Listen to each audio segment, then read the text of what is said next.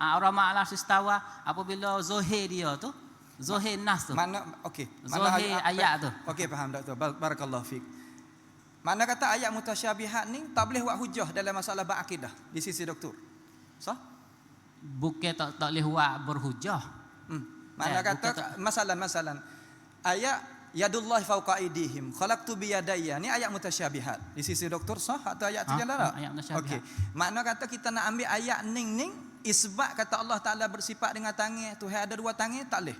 Boleh bersifat dengan Allah Taala tu aslu sifat yadun, tapi nak ayat kata yadun dengan makna jarihah tu tak boleh.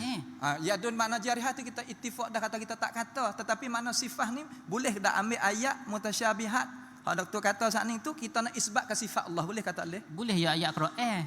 Boleh. Makna kata kita etika atas di sana. Ya gini Syekh. Kan nanti di sana makna kata boleh. Allah Taala ada sifat tangan dan Allah Taala ada dua belah tangan. Boleh kita pergi lagu tu?